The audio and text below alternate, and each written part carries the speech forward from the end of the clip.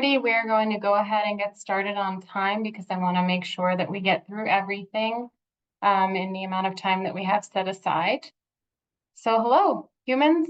Thank you for joining us for Wyoming Community Foundation Grantmaking a Roadmap, and happy National Margarita Day. I don't actually know who decided that it was happy National Margarita Day, but if that's something that you do, that might be fun for you to know. Let's go ahead and get started. I will introduce all of the Wyoming community staff that's going to be present for this webinar. So Cassandra, if you don't mind clicking to the next slide, thank you. All right. We have Cassandra Hunter, who's the programs associate. She's going to present on everything you came here to learn about today. She joined the Wyoming Community Foundation in 2023. And prior to her work here, she was a librarian in county libraries all over Wyoming, maybe not all over, but in Wyoming, sorry, for about 10 years. She's a trained librarian, and she's a wonderful source of knowledge for all things grant making, as well as like anything else you need to know in life. Just call her, she knows, and she's really good at making sourdough bread. So that's a good person to have in your corner at work. And Ms. Helga Benjamin is the foundation administrator and our executive assistant. So she's in charge of everything. She's managing us today, making sure that everything goes well with this webinar, which we really appreciate. So thank you, Helga. I don't think that Cassandra or I would be trusted with this, so we really need her. And a fun fact about her is that she builds Lego structures. I think the other day she was telling me that she's working on a Titanic Lego kit, which seems like a really cool thing to be doing. And I'm Madeline Zimmer. I am on the development team here at the Wyoming Community Foundation, and I am just dropping into this webinar at the beginning. Then I will be moderating the chat for Cassandra because she's really in charge of this whole thing. She knows why we're here and what we're talking about. But I'm going to give a brief overview of community foundations, the Wyoming Community Foundation, and one of the particular fund types that we hold that might be of interest to people attending today, and let you know about an upcoming webinar that is pertinent to that. So if we could go ahead to slide 3, please. I have a couple notes before I mention what is on this slide. Closed captions are available. If you go to the bottom of your Zoom screen, you should be able to find those. Yes, they're showing up. That's great.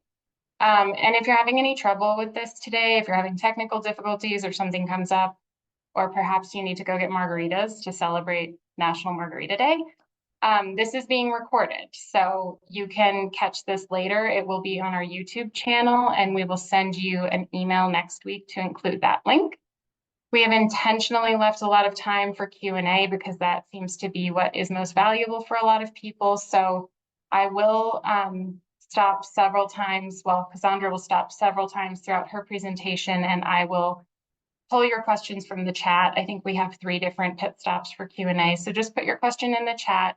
And if you have one that someone else already posed, you can upvote it if you like, just to keep it a little bit less crazy in there, but it's also okay if you just throw it in there. If we don't get to your question, do not worry. We're going to give our contact information, and you still have plenty of time before March 15th, which is the current competitive due date cycle that we're in. So don't stress if for some reason your question isn't addressed today. You have plenty of time to reach out to us and make sure that we get that answered for you. And as I mentioned, this is recorded and it will be uploaded to YouTube. And next week, probably Tuesday or Wednesday, you can expect an email. And that email is going to include a link to the YouTube channel, which we have other videos on as well. But this will be on that. And we will also include a survey for you to fill out. And we would really appreciate if you fill that out because it helps us know what worked and what didn't. And more importantly, well, not more importantly, but I feel excited about the prospect that you might give us some good ideas of what things you'd like to see future webinars on. So that will all be coming to you in some emails next week. Let's go ahead and get started. So what is already on this slide is that we're going to go over what the Wyoming Community Foundation is.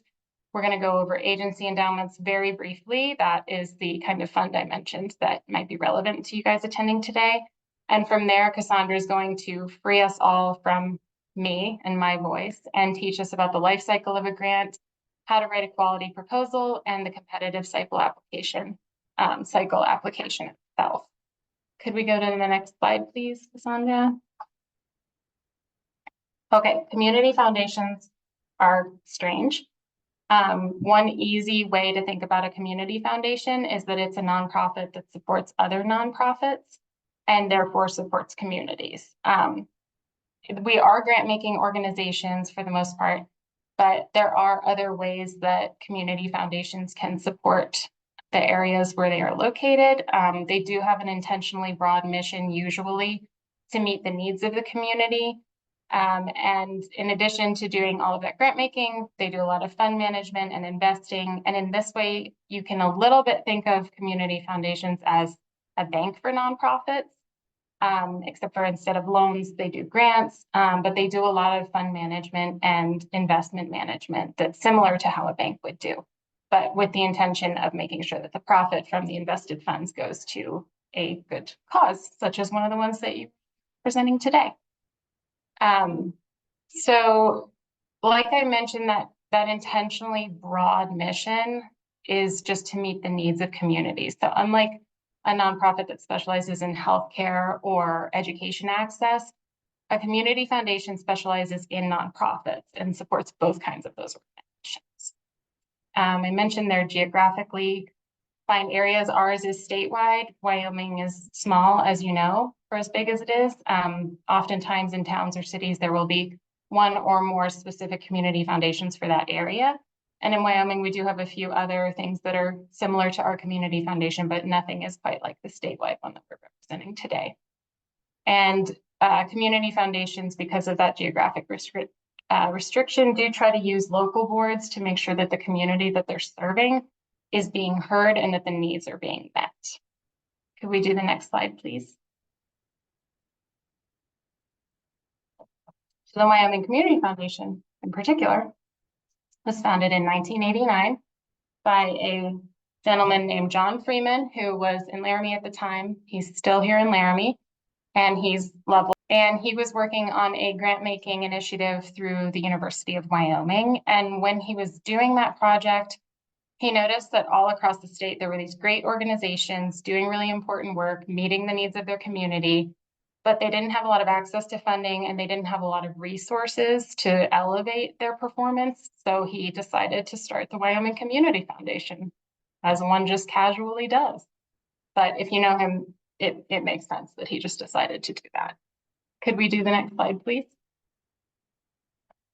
So since then, that was 35 years ago. We're celebrating our 35th year.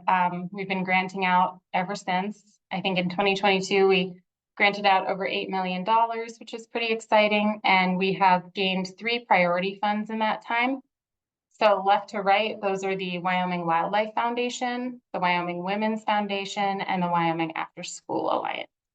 The Wyoming Wildlife Foundation grants money for conservation causes in the state of Wyoming. It has its own competitive grant cycle, so we can talk more about that later, but that's not specifically what we're here to talk about today.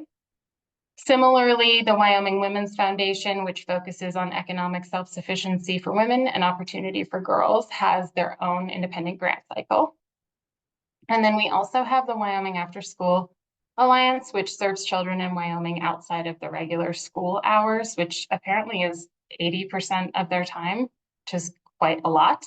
I don't have children, so I was surprised to learn that. So they work to provide access to quality programming outside of the classroom. We can go to the next slide, please, Cassandra. And just to go over a little bit about what we do and our priorities, we do have a real goal to grow the culture of philanthropy in the state of Wyoming. And one way that we try to describe that to people is saying that we connect people who care with causes that matter, because it's a lot more important to us in our fundraising to make sure that donors are finding the organizations like the ones that you all represent and making contributions to those than to fundraise for the community foundation itself, because again, we do serve nonprofits, even though we are also a nonprofit. So we're trying to grow that culture of philanthropy. We serve as a connecting piece often between nonprofits and those donors, as well as nonprofits and resources that they might need, whether those resources are through us or with some other agency, but oftentimes it's resources that we can even provide. Strengthening nonprofits is something that we work towards through some programs that we offer, as well as all of the grant making that we do, which seems like obvious, I suppose. The Community Foundation actually does offer general operating grants, which I think is a really nice way that we demonstrate why we're here, which is to serve you all as nonprofits. And we do trust that you are the ones who are experts at what you do. And we understand that you don't always have a glossy project-based capital with something that's really simple to point to, and that operational support is super important. So we do offer those kinds of grants, which is important for you to know and keep in mind. Cassandra will talk more about that. And I will mention some of the funds that we hold, which is over on the right side of your screen. We currently we do have over 400 funds, and I think it's closer to $205 million in assets. Agency endowment funds, that's the kind of fund I'm going to talk about in a moment here. But you can see below that we have a lot of other kinds of funds, including donor advised funds. And something I want to make sure to impart with you is that if you are receiving grants that are coming to you through donor advised funds and then through a community foundation or through a bank, and you feel confused about what those are because they're confusing, the Wyoming Community Foundation is a great resource to be able to help you navigate that and understand those better and make those into sort of something that's more of an asset for you instead of this confusing place where money just comes from randomly that you don't anticipate. We also have the donor designated endowed funds and geographic field of interest funds. Those are the ones you're probably most interested with in and familiar with from our grant making cycle. And we all love unrestricted funds. We do have some unrestricted grant making funds, which is really great if you have something that just doesn't quite fit into a geographic fund or a field of interest fund, but that it's important in meeting a community need. So we do love those. And we do also have a few different kinds of scholarships here at the Community Foundation, although it's not the thing we focus on most with our grant making. And then if we could please go to the next slide. Why am I talking about these? As I mentioned, it is because we are having a webinar coming up in March on March 19th, and you will receive a separate email about that to let you know how to register and everything. Registration will be required for that, and they will be giving 2 $500 grants away randomly to participants. So there are a couple of reasons you might want to come, but I will touch briefly on what the agency endowment fund at the Community Foundation can do for you. What I really want to emphasize here is that these are endowed funds that directly benefit the partnering agency, the agency that's partnering with the Community Foundation. So if your nonprofit sets up an agency endowed fund, all of that money comes back to you, but they're endowed. So they're forever funds because they're invested. So you end up in this situation where you have annual money that you can count on coming in because it is invested and you're receiving some of the proceeds from that. So if you are coming to a place with your organization where you want to grow some longevity in your funding and sustainability, maybe you have a lot in reserves that's just sitting there, these can be a really, really good option for smaller nonprofits because they brighten your future a lot if you have an understanding of how they work. And it's really nice for a smaller nonprofit because the fiduciary responsibility is kept with the Wyoming Community Foundation Board. So if you want to start investing money, but you don't want to restructure your existing organization and your existing board and have to find people who are good at investments and can navigate all of that, the Community Foundation will do it for you, and you'll still receive a payout every year for that fund. In addition to that, there are other benefits, such as the Agency Endowed Fund Toolkit, which has resources for your board, resources for board development, resources for fundraising. Endowments are a great way to fundraise because people who are donors who are giving savvy and money savvy really like invested funds, as well as then you have the capacity to accept complex gifts because the Community Foundation can accept them on your behalf. So if somebody wants to give you like mineral rights or a gift of estate that has a lot of different things going on, or any just weird piece of property, a rare books collection, the Community Foundation can process that for you and put all of the money right into your fund without you having to do all of that legwork. So that brings me to the end of my little bit here. Just remember to keep an eye out for an email on that that webinar coming up. That will be led by Jerica Becken, who's our Director of Philanthropy. And it should be really fun and interesting. And don't forget, you could win a grant. And I will be monitoring the chat from here for your questions. And you can just go ahead and put those in there when you are ready. And the chat box is disabled, and to submit questions through the Q&A. That's what Helga is telling me because she knows everything. Thank you, Helga. So the chat box is disabled, but in the Q&A box, you can enter your question. That seems important. And that is exactly why Helga is amazing. Thank you, Helga. And let's go ahead and turn things over to Miss Cassandra, and she will tell you everything that you came here to learn and probably more. Thanks, Madeline. I appreciate you taking over the endowments bit of this. Hi, I'm Cassandra. I'm a program associate here, as Madeline said, but I kind of wanted to start at the beginning. So we have 2 cycles per year. So we recently adjusted our competitive cycles. So now we have a spring and a fall cycle. And currently our applications are open for the spring cycle with applications due on March 15th. And that's been open since December 15th. Typically we get about 160 applications per cycle. So that's quite a lot. And each cycle is trending upward. So last cycle we had more applications than we had ever received before. And one of the questions that I get an awful lot is folks tend to ask if one cycle is better to apply for than the other. And honestly, it just depends on what's best for your organization. Each cycle, the board is asked to withhold half of their funding for the next cycle. So there's really no concerns about one cycle having more money than the other cycle. It's fair and it's equitable through that whole process. So thinking about when your fiscal year starts and ends and things like that, those should be the decisions that you're using to factor in when you want to apply. Another question that I get asked a lot is if there is more than one application to fill out, that if your application is to be seen by all the relevant boards.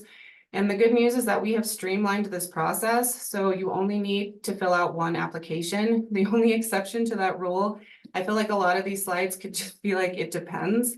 But the only exception to this rule is the Hazel Patterson Fund, which has its own application, and it's only available to organizations that are in or have meaningful impact in Johnson County. So if that would apply to you, you could theoretically apply for the competitive cycle and the Hazel Patterson cycle.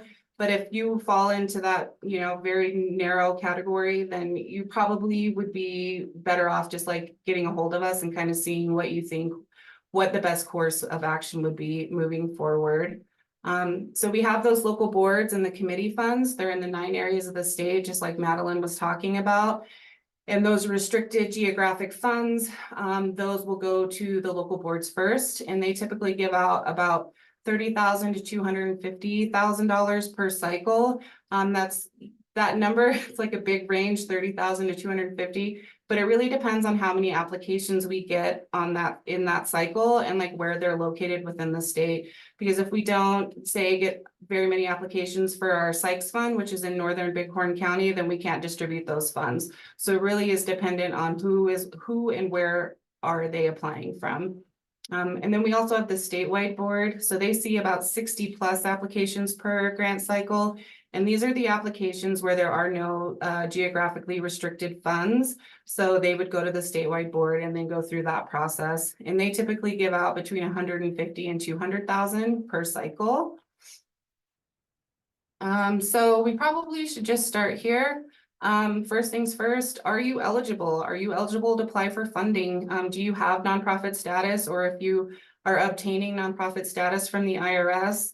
A lot of folks are like, well, I'm working on it. The IRS is being slow. We are absolutely happy to work with you if you are still in the process of obtaining that nonprofit status. So if you're working on that, you just don't have all the paperwork yet, just let us know. Be transparent with us, and we can just move your application through that process, no problem. We can grant to other tax exempt organizations and public agencies with charitable purpose. That's kind of the phrase you'll want to keep in your mind as we go through this webinar. Is charitable, is what I'm doing charitable? Is it going to benefit Wyoming in some sort of capacity? A good example of that would be a county. So YCF would absolutely award a grant to a government tax exempt agency to build a playground, but we wouldn't grant to them to like pay county wages. Also, I want to do a little asterisk here too. So if you are affiliated with the University of Wyoming, you need to apply through the Office of Research and Discovery. And I have their email and their tax ID information if you need that. So just keep in mind, if you are affiliated with them, you can apply. You just kind of have to go through one of their specific channels. And that just makes life easier for us. So we have all of the University of Wyoming stuff in one camp instead of, you know, the hundreds of different departments that are there on campus. So funding purposes, we do three different kinds. So we do programming support, general operating, and equipment purchase. I'm going to talk about programming support and general operating more in depth as we kind of go along. So the third one though is equipment purchase. So organizations can request funds to purchase equipment. So I think like a good example of this would be like a food pantry requesting funds to purchase a new fridge, or like a 3D printer for an after-school program or a maker space. Things to keep in mind that are low priority and generally not funded through YCF are capital campaigns, annual campaigns, debt retirement, block grants, and a new one moving forward is kind of events. This is just like one-off big one-time events that your organization is doing. Leadership at YCF has decided to switch gears there and kind of offer those as sponsorship opportunities. And the beauty of that is that you don't have to fill out the competitive cycle application. You wouldn't have to do a final report. So if you're thinking about asking for YCF funds for an event like that, please reach out to us and we can kind of send your information to the development team and they can kind of make those decisions on sponsorships, which is kind of nice actually. Okay. So I wanted to give y'all some insight into how the competitive cycle works, and understanding how the system works, I feel can be like pretty illuminating, especially when it comes to timelines. I feel like 3 months can feel like a super long time, like you've submitted this application and now you're waiting and you're not hearing back. But there is a flurry of activity that takes place from that March 15th deadline to the June 15th notification day, as an example for the current cycle that we're in. So they are open that 3 months before the deadline, and that is your opportunity to kind of connect with me. New for this cycle, I'm offering office hours. So those are 30-minute appointments that I'm offering on Zoom. And this is a really great opportunity to just run ideas by me, questions about funding, if your organization is eligible. I feel really strongly that there are no secrets. It's my job to give you the information that you need to create a strong application. So I'm definitely here to help. And like that's kind of what we're doing right now. Then as that deadline approaches, which is March 15th, which is a few weeks from now, once all those applications are submitted and that deadline is closed, then we begin what I like to call is due diligence. So that's checking the applications for eligibility, for completion. We do a charity status check, making sure that you're in good standing with the IRS. We don't want to get to the end and find out that you're not actually eligible for funding. Like we want to make sure that we know every application moving through the process is eligible.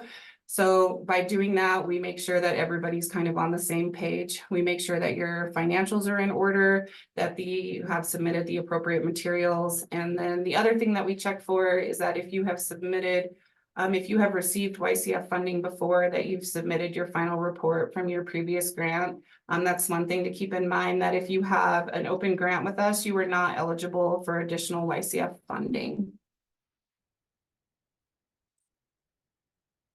Okay, so then we get to the application review. So once we have determined that everyone is eligible, we then begin like divvying up the applications. There's questions in the application that ask about like geographic impact, where your organization is located. And so we really use that to make this determination. So if your organization lists that it has an impact in Natrona County and Sheridan County, your application would go to those two local boards. But conversely, if your organization has statewide impact, but then you list that you have high impact in Sweetwater and Natrona, your application would actually go to 3 boards. It would go to the Sweetwater local board, the Casper area local board, and then on to the statewide committee. So what we're really trying to do is like jigsaw funding together so we can get to that full request. So, and that just takes some time. It's not uncommon for applications to go before several local boards and the statewide boards. Like that happens pretty frequently. So once we have determined those geographic regions for each application, then I get to work evaluating your application, following up with questions. It's not unusual for you to hear from me at this point asking questions. And I really try to anticipate the questions that the board will ask, and it just helps me present your application effectively to various boards. If I can sort of anticipate those, if I can sort of suss out what they're thinking, then that just makes that process go along much easier. And then while that is also happening, potential donor advised fund holders are sent applications. And those were, Madeline was talking about those a little bit earlier. So those are like people who have funds with us, who have things that they're very passionate about, specific areas, fields of interest. And we kind of look through our applications, things that we have received, and we send them on to them so they can kind of decide if that's something they would like to fund. And the beauty of that too is some applications are fully funded before they even get to like the actual competitive cycle. So those are some of the things that are happening kind of in the beginning. Also at this point, once I have finished evaluating these local board applications, we then send them to the local board members and then they get to take a look at them as well. We ask them about 10 different questions, kind of ranging from, do you have a conflict of interest with this organization, to can this organization leverage this grant funding in an effective way? So that committee review, they read them and rate them in GLM, they ask those questions, and then we kind of start traveling around the state, attending those grant meetings and doing the grant making recommendations. It's a very long life cycle, y'all, very long. So then I wanted to talk about this too. So for applications that don't have that geographic restriction, they go to the statewide committee. So we have done like, essentially it's like a mini cycle in the cycle for those whose applications are going to go to the statewide board. So it's an expert review panel. It's former YCF board members, it's former directors of nonprofits, it's people who are very familiar with the nonprofit world in Wyoming. And so they will take a look at those applications and they will rank them. And then I create grant charts and assign evaluations to the statewide committee. And the statewide committee is also known as the distribution committee. I kind of like to call it the DC because it reminds me of a bunch of superheroes who were like granting out funds, restoring equity and justice in our communities. But they also review and rank your applications in the system. They ask questions, we attend that grant making meeting, and then we finally get to the end, and then we enter those final amounts. We double check all the installments, because if you remember, like sometimes there are applications have seen 4 or 5 different local boards, the statewide board at this point. There's a lot of pieces that just need to make sure that we're being highly accurate and that y'all are getting the funds that have been awarded through this process. We sent out the grant agreements and the declines, which is always very sad and kind of a bummer. And I wanted to put a little asterisk here too. So starting this last cycle, we have moved to ACH payments. So we're not going to be processing checks or doing anything like that. So it's a direct bank transfer from our bank to your bank, which is kind of nice because checks get lost, things happen, there's turnover in organizations, things don't always get cashed. So if you, in the event that you are awarded, just please keep in mind that you will need your banking information when you sign that grant agreement.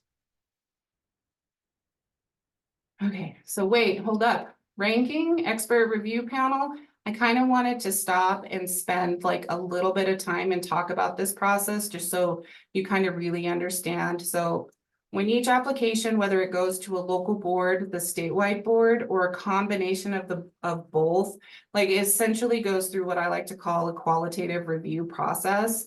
And so for the local boards, because there are fewer applications, they go through an evaluation process with the staff where I'm going through, I'm digging super deep, I'm looking at your financials, I'm looking at your websites, I'm learning about everything I can about your organization. And they're also doing that as well. And I talked about those 10 questions that the board members are asking. And so then their responses are sort of tallied and used for a further evaluation if needed. And during this process, I am really watching it closely. It's all happening in our grant management software. So I'm following up with the organizations for clarification, for insight. And then I will go through and I will rank the applications based on how many board members recommended full funding, partial funding, or decline. And then we generally talk about them in that order.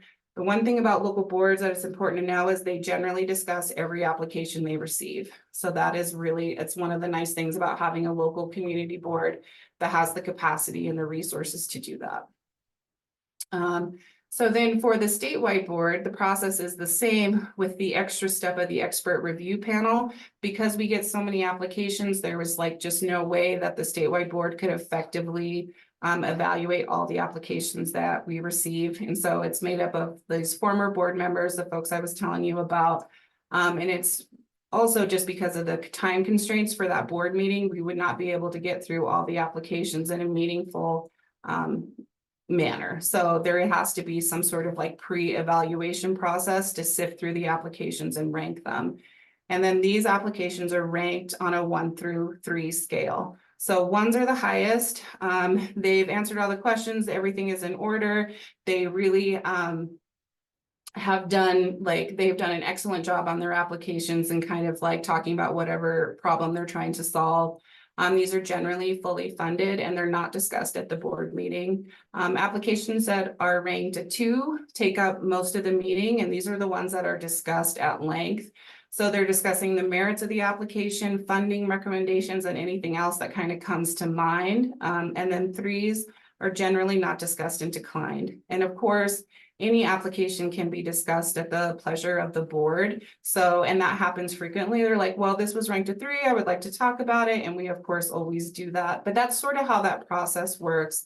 And so the nice thing about it is this, while both of these processes are happening, the local boards and the expert review panel, the statewide committee, or program staff are collecting all of this feedback. We have it all. We're saving the notes. We're doing everything. So in the event that you're declined, we still have all of this feedback. I still think that it's kind of a rich resource that even in the event of a decline, you can take that information and kind of use it in a productive manner.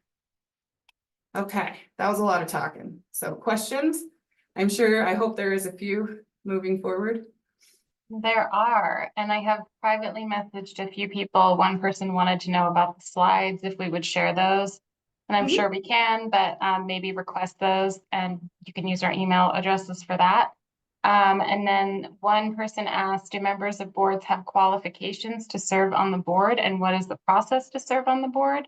And again, for that, I recommend emailing us just to get a more in-depth answer. But Cassandra, if you want to touch on that, feel free.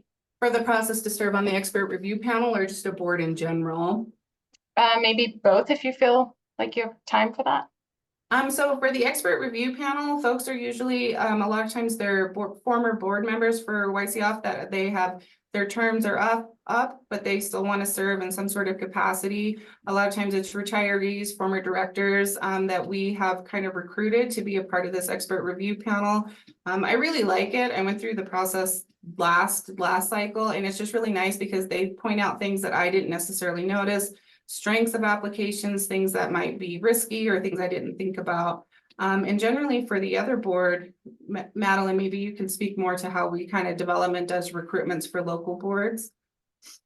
Sure. Yeah, it completely depends on the local board. I know for the 2 that I work with, it's sort of a word of mouth thing, and we rely on local board members to find other people in their community who are also either doing a lot of good work or supporting a lot of good work, well-connected individuals. It just kind of depends what we need, what need there is to fill on that local board. But I would say that the common thread is that it's someone who really cares about their community and who's interested in serving primarily with time. Our state board has a different process. There is a more formal application and there is a long waiting list for that board. So that one's a little bit different. But again, definitely email us if that's something you have more questions about. And to jump right on that, another person has asked, can you explain what a local board is? And Cassandra, I'll leave that to you and I'll pop in if there's anything appropriate for me to say.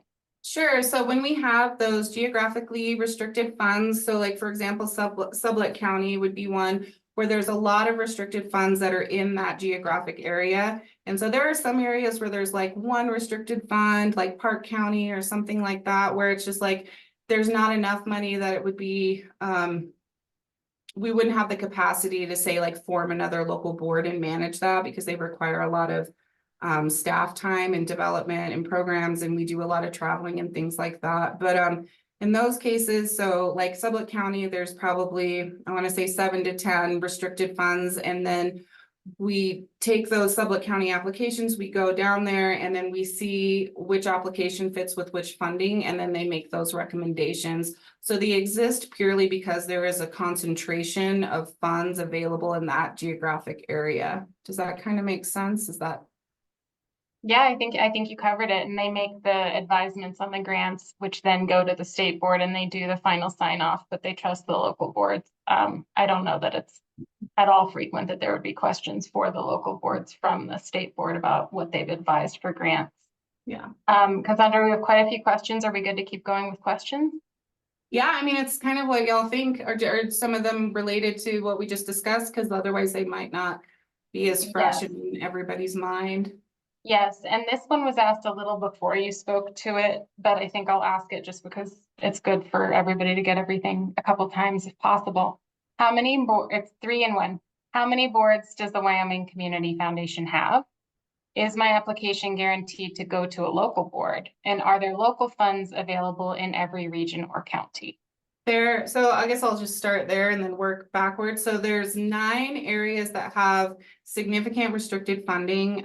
So if we go back, actually, if I take you back to this one, you can see, so these are all the areas that we have restricted funding. So Evanston, Kemmer, Sweetwater, these are all the areas that have a local board that then make those determinations. And so for like instance, like Albany County, there are no geographically restricted funds. So any application that comes out of Albany County would automatically go to the statewide board. So that's how that sort of works. We do have those separate field of interest funds that people have set up that are not geographically restricted. But then those would also go to the statewide board. Was that all 3? What was? I think so. Yes, yeah, I think so. So we Yeah, have and so also when we get to the end and I show you the application, I will show you the geographic section that asks all of these questions so you can kind of really see in a practical application, like how we determine that. I think it'll really help when you understand, when you look at this and then you see the application and how we use it to sort of divvy up those applications based on where the organization is located. great. Yeah. And then we have one that says, did I hear that if you have an open grant with the Wyoming Community Foundation, you are not eligible for additional Wyoming Community Foundation funding? Until you have submitted that final report, yes. So if you have submitted your final report, you are eligible for funding. If you haven't, you still have that open grant, then you are not eligible. Great. And if like something, oh, sorry. No, go ahead. You keep, please answer them thoroughly. No, and also I will say too, like if something has come up, like we had an example, this was kind of like COVID, where they were going to do construction, and then because of all of the problems with like getting, equipment and all the materials, they were not able to like complete that project, but they were in communication with us the whole time. And so we actually made an exception and let them apply again because there were extenuating circumstances happening. So if you're in a kind of a position like that, like the best thing to do is just call us. Like we will absolutely work with you and do what we can to help. Great. I have one. If our nonprofit has received funding for the Jumpstart program, are we eligible to apply for additional funding? Yeah, Jumpstart is sort of separate. That is not included in the competitive cycle. That was a different thing, in the statewide board, like voted separately on that funding. So it really has no impact or bearing on the competitive cycle. Great. I'll keep going if that's okay. If capital projects are not top priority, would it be best to submit for something very specific that is part of the project instead of asking for a small amount for the project as a whole? That's a good question. Capital campaign projects are just low priority. Usually those are pretty like big projects. You're talking about purchasing land, building and building, doing those types of things. So the board definitely wants to see that you're further along in that process before they start awarding funds. So that's also a one where it might be just like better to kind of like call and see and kind of tell us a little bit about what your project is, what you're working on, where you're in the process, and we can kind of give you better advice and advice that's more specific to your situation. Great. And then the next one is, I understood that you could apply in the current grant cycle if you had an open grant. You just would not be funded if awarded until your final report, presumably for that first grant, was submitted. Is that correct? And I don't know if I understand the question. Could you repeat it? Yeah. It says, I understood that you could apply in the current grant cycle if you had an open grant. You would not be funded if awarded until your final report was submitted. Is that correct? Well, if you, at that March 15 deadline, so like for this current cycle, if you have submitted your final report by that March 15th deadline, then we can consider you. But after that date, then if you had that open final report, then we would not consider your application. And if they have like a special situation, we could certainly talk with them and see. Great. Next one is, my organization has staff who work in the field in several counties, but our work is focused on statewide impact. Would a grant application from an organization like this just go to the statewide board? I think it would, like I said, a lot of these slides could just say it depends. So we would take a look at that application. We would look at those impact numbers and kind of see where they are falling and then make those determinations. And so we do sort of make them on a case by case grant application basis. Like there's not a specific number, but we are kind of like looking at those impact numbers to make that determination. Okay. And the next one is, what if you have operations in different counties? And I think that answer goes for that as well. Correct me if I'm wrong. Yeah. Okay.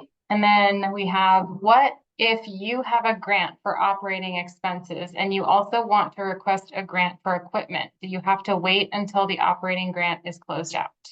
Yeah, so the same rules apply even if they're different requests. Like if you request a general operating and then an equipment purchase, like there's still grants attached to the competitive cycle regardless of what request you made.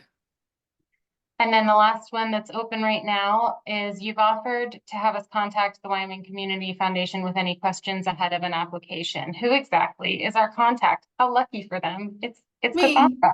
Yeah, Are we it's assigned me. to a particular person? That's a great question because there's more than one program staff.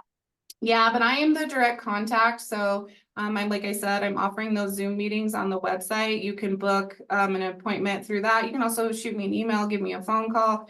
If I don't have the answer, I'll find out for you. So I really will do my best to answer your questions and meet with you, and we'll go through this process with you.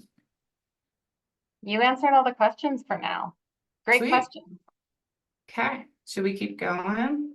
Oh, wait, one just popped up. Let's do this last one and then we'll keep going. The question is, may we apply spring and fall as long as the report is completed? As long as your final report has been submitted, but the general rule of thumb is that if you want to apply, you can apply like every 9 months. So like every other cycle is kind of like what the rhythm is that people have found. Thanks for answering all of those, Cassandra. Yeah. Okay, are we ready? Okay, so now we have kind of made it through that overview. I think we can kind of get into the meat of the presentation, which is writing a quality proposal. It's contingent on a few things, but really just determining what you are trying to do, what is your goal, and how you are planning on achieving it. Again, I'm just going to do another little plug. This is a great time to schedule office hours with me as well. Just having another person to bounce ideas off of or get the lay of the land, so to speak, is always kind of good. So what is your purpose? Like determining what route you're going to take with your application. So this is why I wanted to kind of save this bit for here. So the two main requests are general operating and programming support. I mean, you can remember from the earlier slide that there are other avenues that you can take, but these are the two main ones. So general operating, a good way to think about general operating is that it keeps the lights on. It's unrestricted funding for your organization. And a lot of us who have worked in the nonprofit world understand that like unrestricted dollars are just hard to find. And so that can be a boon to your organization. You don't need to supply a project budget or tell us in detail how those funds will be spent. The beauty is that YCF trusts you to kind of know what is best for your organization, and truly unrestricted dollars can and should be used like as your organization sees fit. The other benefit to the general operating is that you don't need to keep receipts or track those expenditures in a detailed way. We ask that in your final report, you just talk about how your year went, which I think is kind of nice. This is a nice place to remind y'all, though, that to receive a general operating grant, you must be a nonprofit. So we would not grant general operating funds, say, to the town of Basin or a school district to fund wages. Like always, the purpose must be charitable. Another good rule of thumb here is that requests should be no more than 10% of your operating budget. But also use a little bit of common sense. So like if your operating budget is $1 million, YCF simply wouldn't have the capacity to fund 10% of your operating budget. It's good to keep in mind that there are many organizations that request funding and that there are limited or unrestricted dollars for us as well. So we're trying to spread that funding to as many organizations as possible. Program support, on the other hand, requires that detailed project budget, but it's a great fit for organizations who are expanding or adding additional services or programs that need like an extra boost or additional funding. So I think like a good example of this would be like a museum that wants to offer a summer program that would run from June to August. And there is a way to effectively capture all of the expenses for that program, or something like adding an additional case manager for a specific program or to perform outreach in another county or town. That could be a program support request. Another little asterisk is, so like for a program support, you could include personnel wages in that program support request. You could also use it in the general operating, but just know that you do have that flexibility if it was specifically tied to that program or project request. And even something like a comprehensive board training, like if you're onboarding a lot of new board members, you're losing a lot of institutional knowledge, and you want to do some training in that capacity, that would be a great program support sort of request. Rule of thumb for programming support is that your request probably wants to be around 30% of the overall program costs.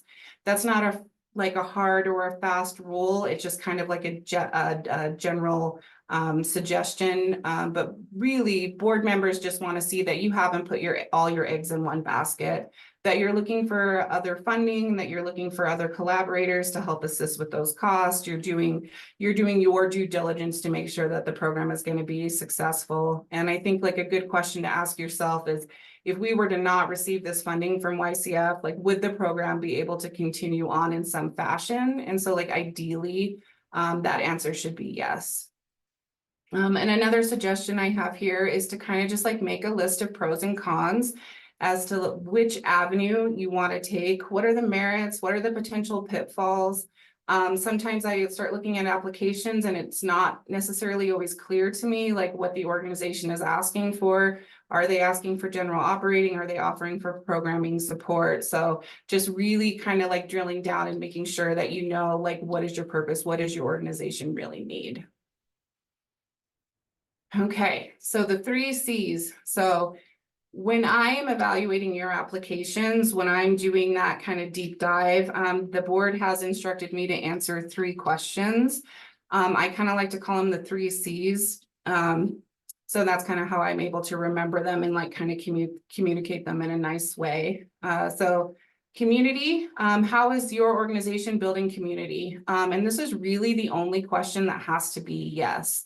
It's in our name. We're the Wyoming Community Foundation, and our mission is to help build a better Wyoming. How do we do that? We do that by giving resources to nonprofits like you to help Wyomingites thrive. So really thinking about and thinking concretely about how your organization does that and builds community is essential to your application. And really with all of these, like if you can kind of like weave these threads throughout your application, it's going to elevate it a great deal and just increase the competitive nature of your application. Okay. So capacity, will Wyoming Community Foundation funds expand the capacity of the organization to do its work? And this can kind of go back to your original thought exercise and whether or not you are asking for general operating or programming support. Some requests are simple, right? Like an additional fridge for a food pantry will expand their capacity to store perishable foods. But what about general operating? How is a general operating request going to expand the capacity of your organization? And usually with the board, there is a lively discussion on whether an application that has requested general operating funds, will it expand the capacity or simply sustain it? But I do want to say that, however, like growth is not necessarily a good thing. Sometimes the last thing a nonprofit needs to do is expand or add on another program. Maybe sometimes what that nonprofit needs is some continuing education or some other services that will address like burnout and organizational turnover. Like these are things that also can impede capacity. So like having a firm foundation, a good infrastructure for a nonprofit is also essential to give you the tools to expand capacity at a later date. But really the board just wants to see that you are thinking about these things, that you're being strategic about it. Collaboration. So the third one, is the organization collaborating with other organizations, or is there a duplication of services? The board wants to see that you are collaborating, that you're working with other organizations, other nonprofits, other agencies. And while there might be some duplication, how are you trying to mitigate that? Operating from a scarcity mindset can kind of create unhealthy dynamics, and operating from a position of abundance is much better for Wyomingites, who at the end of the day are kind of benefiting from y'all's services. Okay, so now that we kind of have like the 3 C's in mind, your process. So you've ID'd your process, or you've ID'd your prospects. So if you have done the pros and cons exercise, you've thought about what your organization needs at this moment and what your goals, what your next steps are for your organization, you kind of should know what your needs are and what you need to ask for. You've thought about the funding goals, you've thought about community capacity and collaboration, you know that you're eligible for the organization, like you've checked all of those sort of immediate boxes. So you're going to get in the door, right? You're going to do your research. You're going to look at other options that are available, other funding, other places where you can maybe get funding.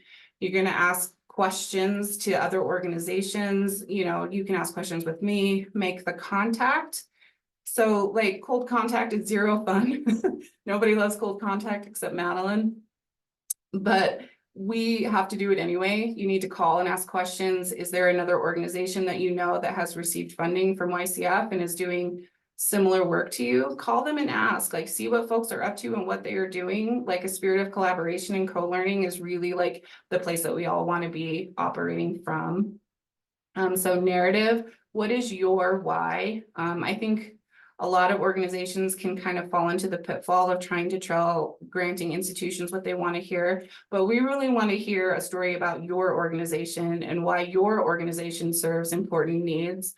Put your marketing hat on, like explaining this to the funder. Why do you exist? Like funders don't give to you, they give through you. So I think that that's like an important thing to, keep in mind. Inspiration versus desperation. It's important to remember that a failing organization probably isn't the best use of YCF funds. And if your organization has found itself in an untenable situation, like call us, we will be honest with you. And that's not to say that there haven't been times where like a nonprofit has experienced like a catastrophic plumbing emergency or something, but those are separate from the competitive cycle and would be handled like on a case-by-case basis. And then problem, you have a plan and then you're working towards a solution. So something that I've heard from board members is that so often the application is a solution in search of a problem. So really being mindful of who your target audience is, who are you trying to serve? How having a linear plan in place to get from we have this problem, we have this plan, we have this solution. They really want to see that you have thought through those steps and that you have an effective plan in place. Because if you're really truly being mindful of your problem, which is why your organization ostensibly exists, the true goal is kind of working towards a solution. I always kind of joke that really nonprofits are trying to put themselves out of business. Like that would really be the true goal, but just like making sure that is you are being clear, explicitly clear in like what your path is. So proposal, tailoring your proposal, don't copy and paste. So often we get, obviously just like copied and pasted proposals and, you notice that It's like a resume or a cover letter. You want to make those small tweaks. If you're applying to like a lot of different institutions, granting institutions, like just make those small changes. It will help you a lot. Asking for feedback is always good. I'm happy to take a look at your application even before you submit it, as long as it's before that March 15th deadline. I'm happy to do that. Happy to let you guys, you know, see what I have to say and then go back and make some edits. Like, again, I'm just like here to help. Also being hopeful, not hyperbolic. So practicality is useful. Like no organization is going to solve world hunger or find housing for every unhoused person. Like just being realistic, that's going to serve you in your application. And then following up, if you're approved for funding, say thanks. You can still ask for feedback even then. I had an organization last cycle that was awarded full funding and they still followed up and they were like, you know, do you have any thoughts, insight? Will you let me know what the board members thought about our application? And I thought that was kind of a good call too. Just like, even if you are awarded funding, like finding out what they have to say about your application and getting that feedback. If you're declined, ask for feedback. I'm still collecting all of that information this whole way and happy to share it with you. And then also we're just here to help. You know, Wyoming is a small state. My voice is going. But we're here to kind of help you through that process. And I feel like Wyoming Community Foundation is also like, if you're new to grant writing, if you're just starting out, it might be just a good place to start, because I found out, was it yesterday? I was talking to our CEO and she was telling me that Wyoming Community Foundation actually has a very high approval rate compared to other grant making institutions. Grant making institutions in general in the United States have about a 5 to 10% approval rate. Wyoming Community Foundations is about 46. So it's pretty significant, but it's because we're willing to spend the time and help Wyoming nonprofits kind of through this process. Okay, so now I get to put my librarian hat on and I'm very excited about this, but the Wyoming State Library has done the work for you. So if you hop on Google and you just Google Wyoming State Library nonprofit resources, you will get to this page and it's called a LibGuide. So I'm sure that most of you have found out or know about the Wyoming Nonprofit Network. They have some resources. I think you can pay a fee to them, but they have some like free stuff available as well, and state and federal compliance, advocacy, grant resources, and just like linking out to general blogs and things like that about things that are happening in the kind of Wyoming nonprofit world. But the things that I really wanted to point out to you is one of the funds that we hold is the McMurray Library Endowment Fund. So it's money that we hold that are just for Wyoming libraries. And we were able to make a grant to the state library, the Wyoming State Library, for all of these candid resources. So Candid is also part of our grant making software. So we call it GLM, but where you do your applications, where we do the installments, really everything that happens with the grant process happens in the software. But sort of connected to it is a function called GuideStar, and that's how we can check your charity status. That's how we can make sure that you're in good standing with the IRS, etc. And so Candid and GuideStar are sort of like sisters of the same company. But there's all these resources which are free to you with your library card. The Candid stuff is in library use only, but that's still pretty great. You can just like pop down to your main library and you can kind of hop on their computer and take a look at all of this. So there's some videos here, some just like free webinars, like finding grants, intro to the foundation directory, grant seeking basics for individuals, etc. So there are these, but I really wanted to show y'all these nonprofit databases. So this foundation directory, it's like the most comprehensive and up-to-date grant database that we have. So you can search in here with in-depth profiles of grant makers, who they are funding, and it's just a valuable resource to determine which funders you need to be prioritizing. It could shave hours off of your like time spent on the internet, really just like searching out grants, looking for grants. They do have another one for individuals. I haven't really spent much time in that because we don't do grants to individuals, so it's not really applicable. But then you also have access to GuideStar. You can look yourself up in this software. You can view your own 990. You can look at everything all the information that we are also looking at that applies to your organization. And it's just a really, really helpful thing. You can look at other nonprofits that are kind of doing similar work to you, kind of see what their standing is. I just think it's a really interesting tool and it's useful to kind of see So you can see what we are also seeing. So then everybody's kind of on the same page. There's Gale Business Planner. So that's like a plan builder for like nonprofits and businesses. If you're thinking about maybe switching from an LLC to a nonprofit, there would be tools in there for you to learn about that. Legal forms. We all know that Wyoming does not have a lovely like .gov place where you can just pull down nice legal forms from the internet. So if you're in a board and you're trying to put together legal documents to create an MOU or something like that with your board to sort of formalize some of your partnerships with other organizations, which is a nice thing to do, this would be a place where you could find the legal forms to do that free. And then the last thing is so with Libby, if you're familiar with that, it's like the ebook, e-audiobook platform that we use. You can also add a separate candid library card to that your existing Libby account, which means you have access to books dealing with strategic planning. You have access to other nonprofit like textbooks, materials, things like that. So it's incredibly useful. So please take a look at this page. Bang around in here. Like I said, this is like things that your property taxes have paid for, but B, also that McMurray Library Endowment Fund to make sure that nonprofits in Wyoming have the resources they need to be able to do good work. So I just wanted to share that with you.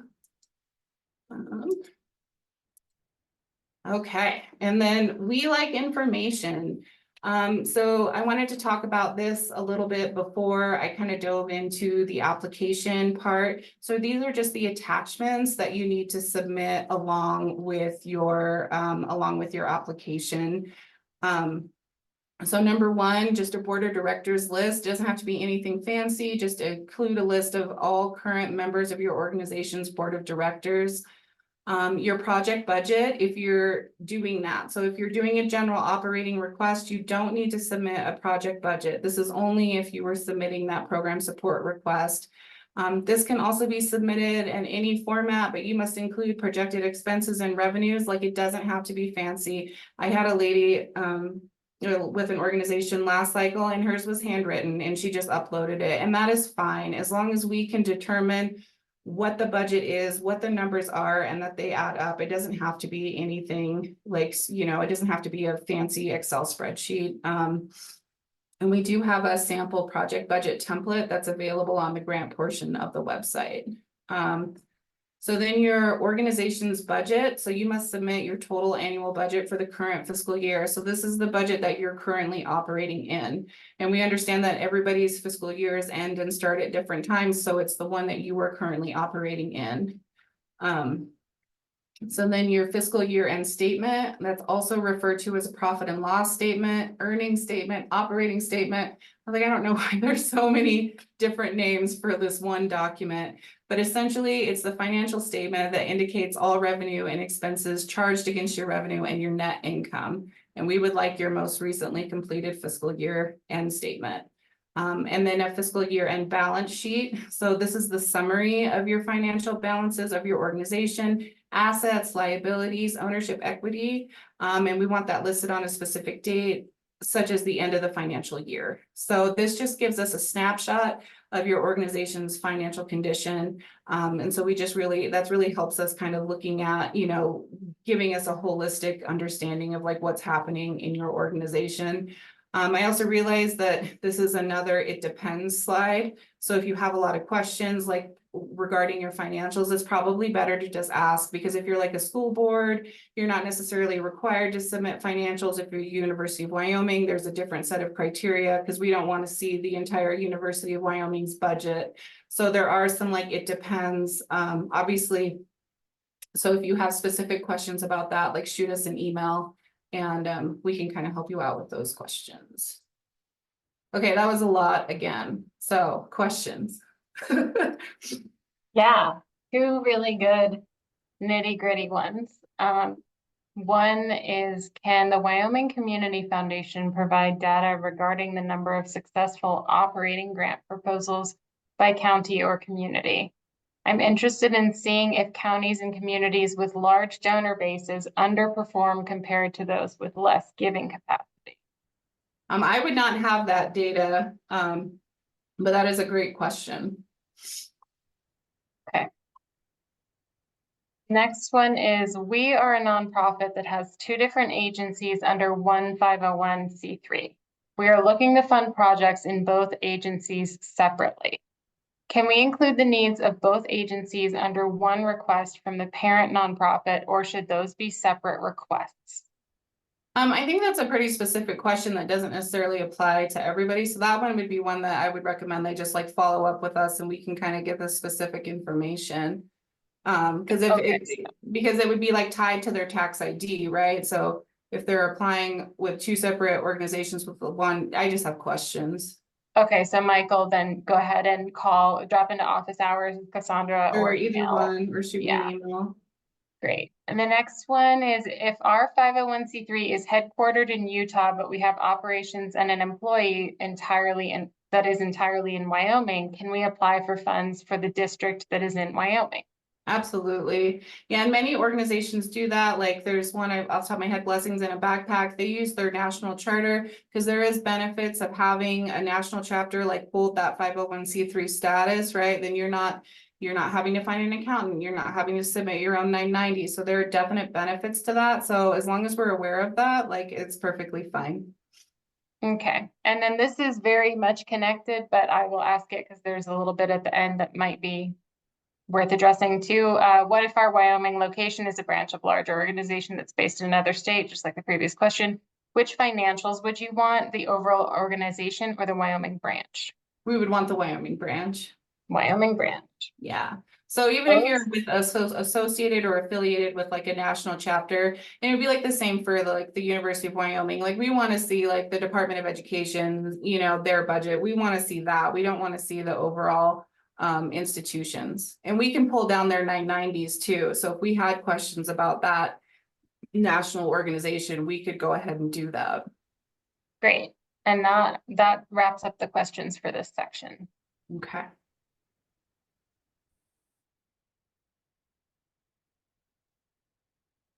Okay, this was my favorite slide, the portal. Okay, and so one of the things I learned when I was like training to be a librarian is my first boss, she always told me, she's like, whenever you do anything, do it the way the patrons do it the way the applicant would do it. And I think that's kind of why I'm going this way, because I think it's just the best way to start. So if you go to our website, which is the YCF.org, it's our lovely homepage. I think you saw the office hours advertisement. But so if we click grants, there's also a ton of information here. So a lot of stuff that I talked about, if you have questions about financials, you can obviously click into here. So we're going to go down to continue an application. And even if you haven't started an application, even if you haven't started this process, like that's still the best way to get here. And I don't know if I love that it says continue an application. I feel like we could probably find better language for that, but here we are. So if you haven't created an account, you can do that here. You can create an account. It's pretty simple. You can walk yourself through that process, but for here, we're going to log on. And this is what the back end looks like for me. So I can see how many are in draft, submitted, complete. So this is sort of my view for what you see. So I'm going to switch myself to applicant. So this is what you would see when you logged in and you have your account completed. You would see that unless you have an active request. So I would click apply to begin. And so you will see here that there's two, right? So here's that Hazel Patterson I was telling you about. That's a specific to Johnson County. And then here is the competitive grant spring 2024. So you can come up here to apply if you're ready to do that, or you can also click preview, which is what I'm going to do.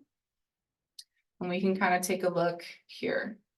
So again, we talk about the funding priorities. Wyoming Community Foundation highest priorities are community-based projects with long interim impact. So again, the 3 C's, community, collaboration, and capacity.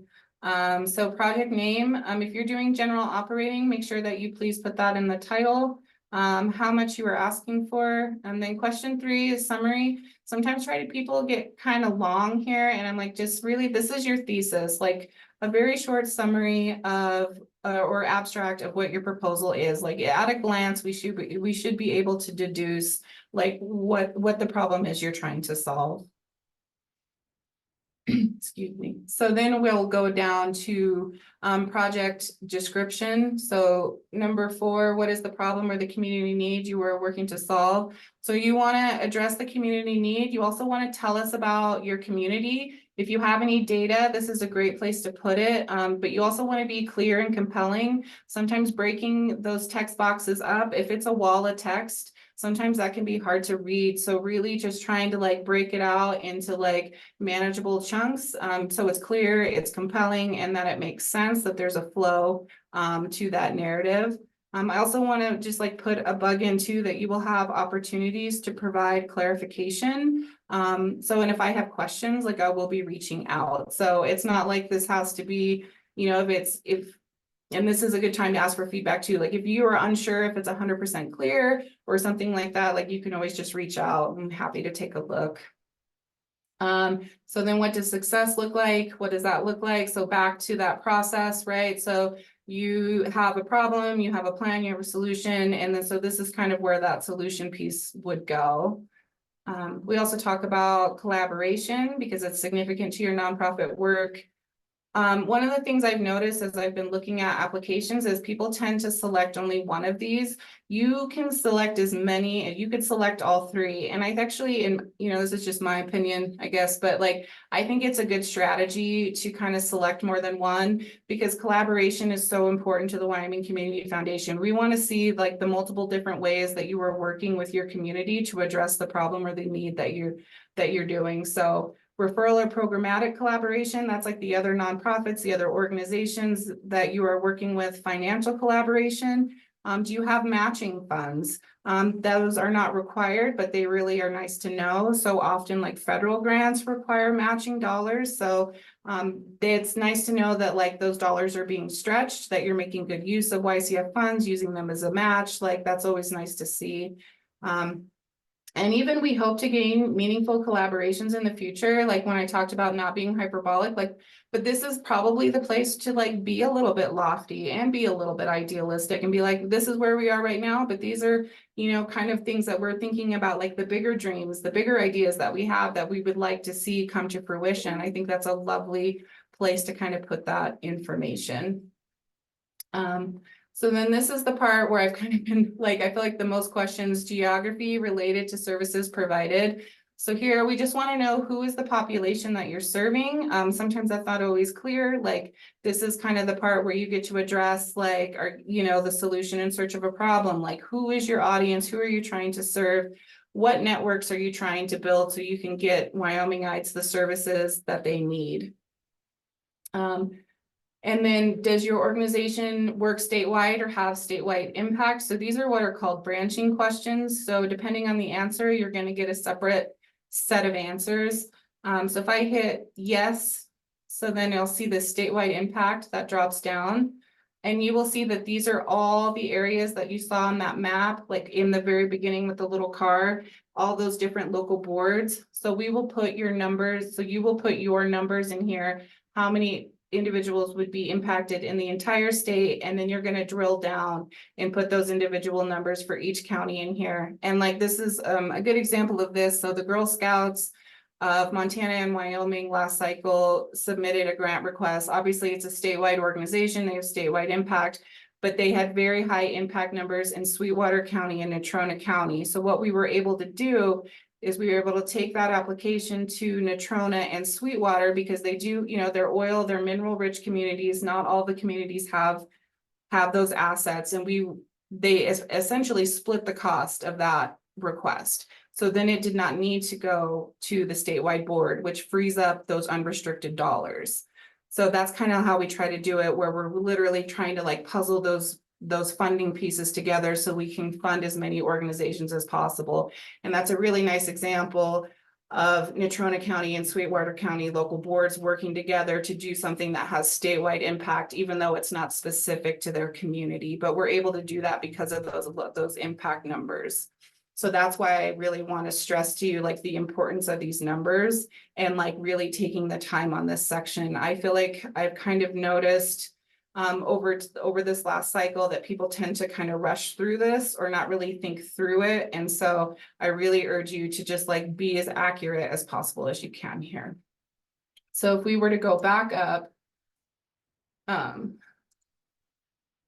hit no, so my organization Cassandra? does, what's up? May I interrupt you because there's a question that's relevant to a numbered Sure. thing.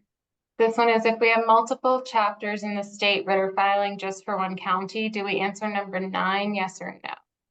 Would you repeat it? Sorry, I didn't catch the first part. Yeah, sorry for jumping in. I just figured it'd be easier than going back later. If we have multiple chapters in the state but are filing just for one county, do we answer number 9, yes or no? I think it would depend. So if you're asking for, if you're making an application for just one county, you would put the impact numbers for that specific county, not for the, because you're not applying for like the other chapters, right? Is that what I'm understanding? That's what it sounded like to me. Yeah. Yeah. Yeah. Okay, sorry. Pardon me. No, it's okay. The questions are good. It means people are thinking about it. So if you were to say, no, we don't have statewide impact, then what counties would be impacted if grant funds were awarded? So then you would say, like, we're here in Albany County and it lists all 23 counties. But you could then say, you know, we're in Laramie, but Laramie County will also have impact. So then you will see here that these two kind of drop down. And then you can list impact for both of those. And there are areas where there aren't a local board, but there are some, like a smaller amount of like geographic funds, so that will kind of play in, but they just don't have the local board. Unfortunately, this example is probably not a good one because Albany County and Laramie County don't have any geographically restricted funds. So organizational information. If you're using a fiscal sponsor, if you are using a fiscal sponsor, I would just recommend that you go ahead and reach out and kind of talk to us about that. Just so we kind of know and we can make sure that we can get that organization's financials and things like that. I mean, of course, if you've done it several times, you've applied for YCF grants in that fashion before, I think you're probably fine. But if you're kind of feeling unsure about that fiscal sponsorship, or if you need a fiscal sponsorship, it's always just good to ask. So here, full-time staff, part-time staff, we just want to know how many folks are working for you. We also just understand that like some nonprofits are purely volunteer run. This will not hinder your application in any way. It's just like good data to have. And then all of those documents, attachments that we talked about. Another one I wanted to point out was board member contributions.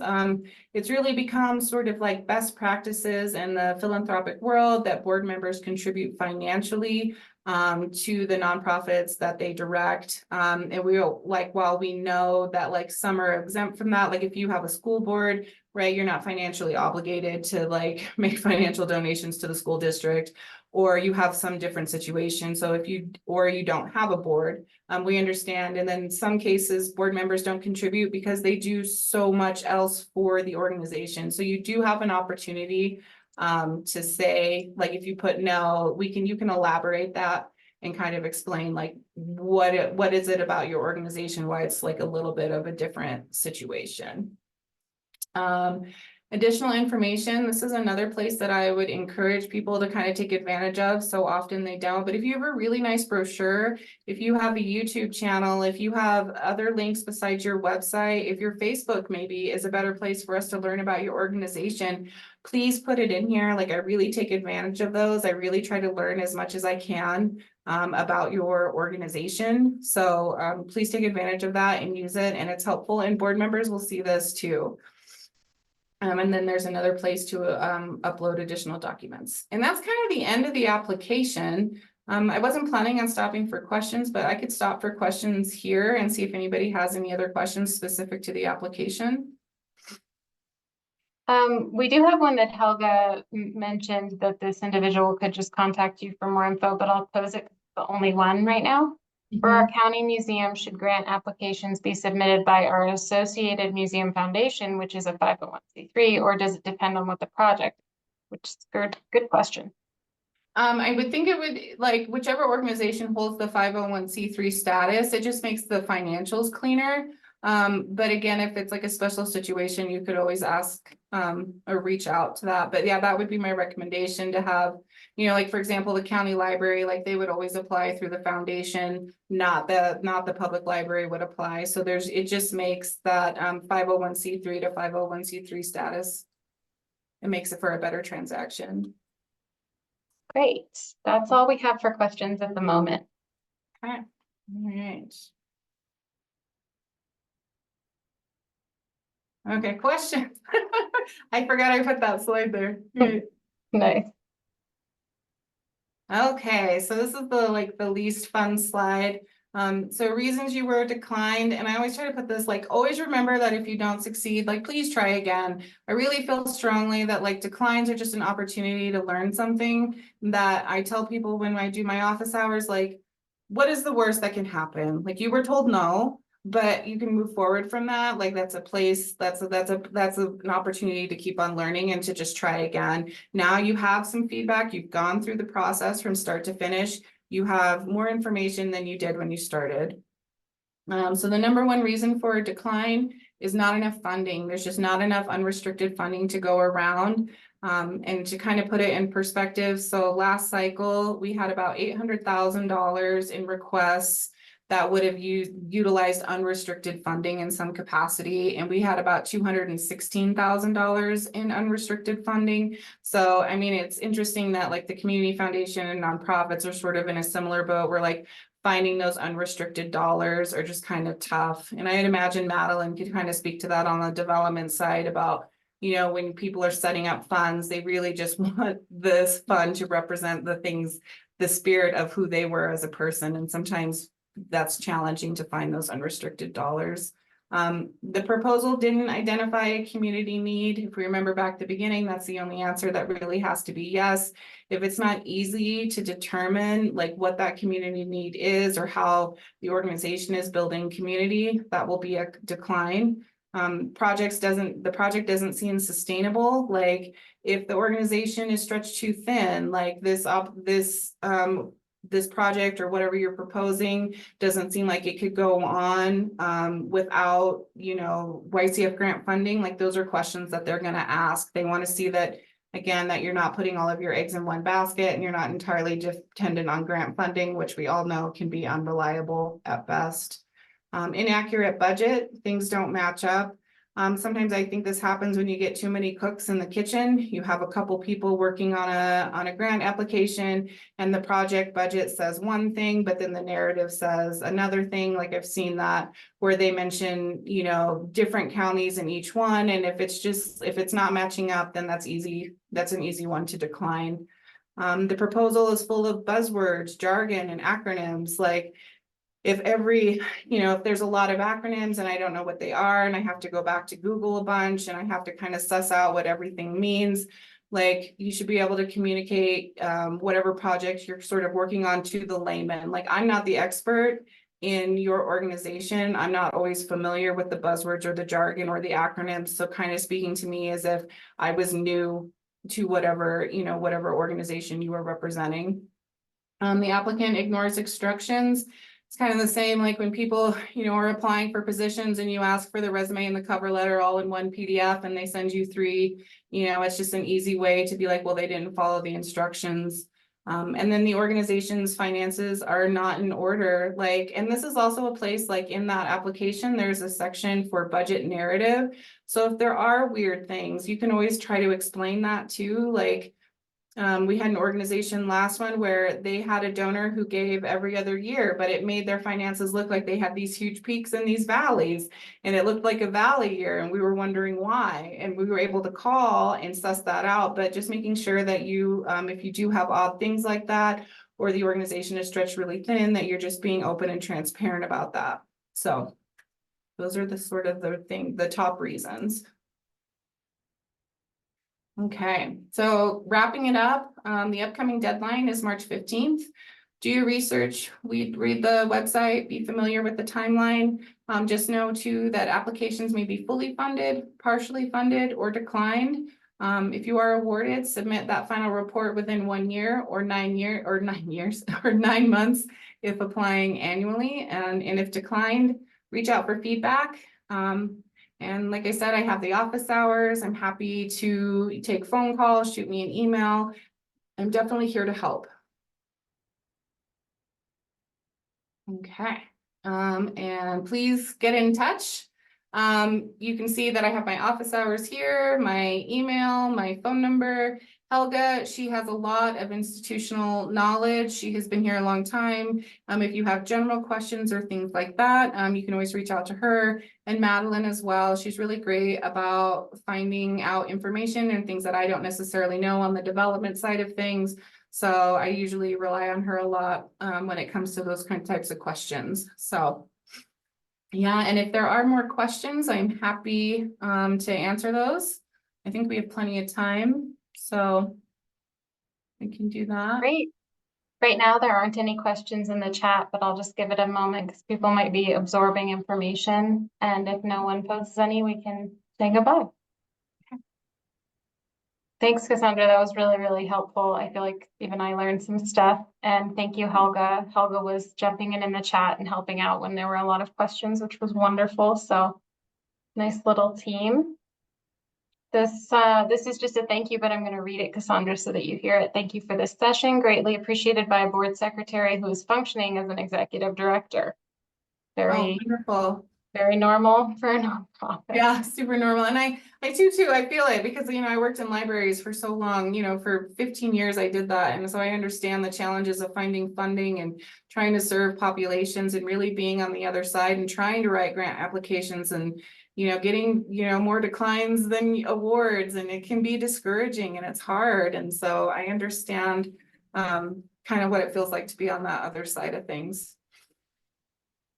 Yeah, I worked for a small nonprofit for a very long time, and working in a foundation definitely has a different feel, being from the other side of funding. And it's really nice to watch this. I wish I would have had access to you when I had my old job. Cassandra would have been really, really helpful. It looks like a bunch of different thank yous are coming in. Thank you all for thanking us. And I think I'll just remind you all that next week, you'll receive an email with the recording of this, and that will include a survey to let us know what you want to see more of next time, what you wish had been included, what didn't work for you, etc.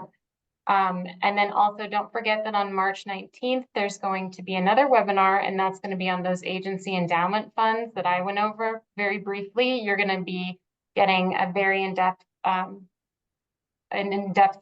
lesson on those, and don't forget that one has the grant giveaway as well. And I think that's everything that we need to remind you about. So thank you all for attending. Thank you, Cassandra. Thank you, Helga. And just reach out to us if you need anything else. Awesome. Yeah. And like I said, please take me up on my office hours. Like if you guys, I'm here. If you guys don't show up, I just get to do other work, but I have blocked that time out. It's not an imposition. So please take me up on it. Nice.